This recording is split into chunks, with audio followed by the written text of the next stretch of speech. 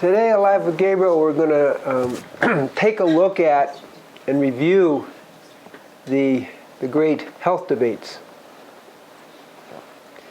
And I want to first start by acknowledging Kevin Gianni for doing a great work pulling this together. I'm sure it was not easy. But I want to point out that I think every single person who was in that, quote, debate really added something to the discussion. And I certainly learned from every person. And what I'm really wanting to do is create an overview. And so first we start, when there's two levels of overview. First I'm starting with the the lesser. You know, people may be offended, but the lesser is the focus on nutrition as if we're somehow separated from the bigger picture. And then the second part of my discussion will be on the greater, which is what is this all about? Why are we even having this discussion at this point in history? And so I want to start with really talking about my own story, because it will give insight into the bigger picture as well as the smaller picture about what nutrient I should take, as if that's all life is about. For me, there wasn't a particular interest in nutrition. I hadn't even met, and of course I went to medical school, so there's absolutely no interest in nutrition in medical school. 1 hour out of 4 years. But I hadn't actually met a vegetarian until I was 28. Didn't even know what it existed. So I certainly grew up as a meat eater, and also had a good amount of fresh vegetables, the best that my parents knew. We didn't have a lot of junk food, in other words. And I think that was very, very important. And I want to digress for a second, because I want to hit this right off the bat. Maybe I'll hit it several times.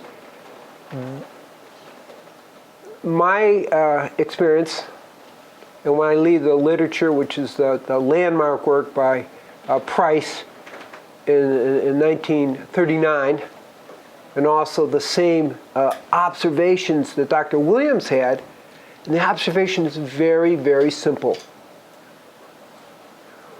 When you introduce white sugar, white flour, processed and junk food, there's a degeneration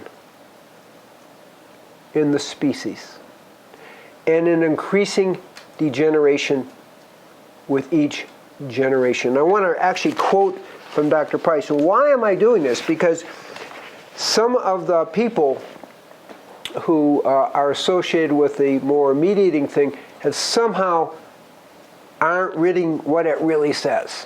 Okay, so let me read it, and then it's clear. This is directly out of the book Nutrition and Physical Degeneration. Quote, this is page 275. I actually read the book. I think that makes a big difference. I've read the book several times and have been quite perplexed by people saying it's all about meat. And as far as I can tell in reading this book, it isn't what he did.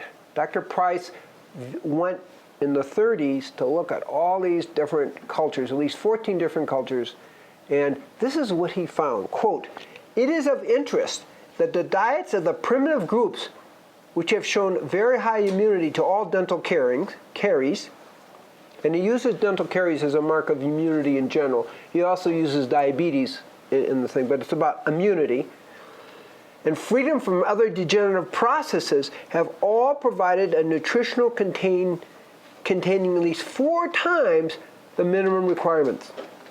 Whereas the displacing nutrition of commerce, i.e. corporate junk food, consisting largely of white flour products, sugar, polished rice, jams," that's a funny word, but that was in the 1930s, "canned goods, and vegetable fats have invariably failed to provide even the minimum requirements." So what he was saying, and what Dr. Williams was saying in his observations, is the minute you introduce white flour, white sugar, junk food, processed food into a society, there is a degeneration. They don't talk about meat. You didn't see a quote from Dr. Price about meat. So when certain people have made claims that the reason we're degenerating is we aren't eating enough meat, that is not in line with the teachings and with the findings. It's the introduction of processed junk food, white flour, and white sugar into our society, into any society. And I will say Dr. Cleve's work shows that when white sugar is brought in, 20 years later, there's an outbreak of diabetes, which is all saying the same thing.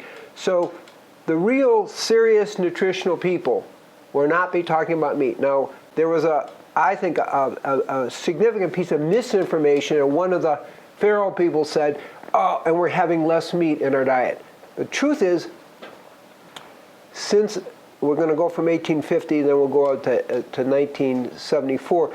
From 1974 to 2005, we doubled the intake of meat. And in 1950, it was, in America, it was approximately 100 pounds. Now it's 185 pounds. That is not a decrease in meat in the diet. I mean, if you got any brains, you can see mathematically that's an increase. In China, there's been a 15-fold increase in meat in the diet.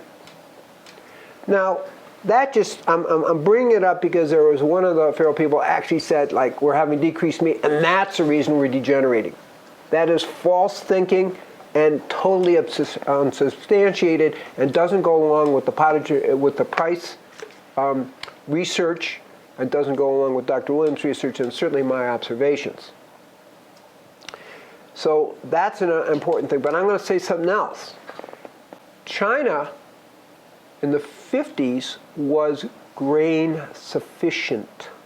Now follow the reasoning, you'll get what we're going on. It is no longer grain sufficient because the amount of grain it takes to feed the cows and the chickens and everything else that's out there is way out of proportion to what the ground can do. So China is now grain deficient. Well, what difference does that make? Well, let's look at it. Right now in the world, in 2008, there were 25 riots around insufficient food. And we can't ignore that in the Middle East we're having insufficient food, and that's generating this. You don't feed people, you're going to get riots. Okay, I mean, so what we're looking at is world unrest is directly, well, I'm not going to give you all statistics because I'll be here all day talking, is directly related to the grain insufficiency that's caused from animal agriculture. Animal agriculture creates not only a decrease in all resources, but let's talk grain because that's where we're seeing trouble in the world today. It takes the amount of grain that can feed 100 cows can feed 2,000 people. So what we're saying is animal agriculture is directly related to the degeneration of life on the planet, and actually the riots are going on because food prices are going up because there's a scarcity. And the truth is, food is available. The truth is, the population increase is about 1.4%, and the food production is about 2%. So we're actually producing more food than to feed the society. But it costs more.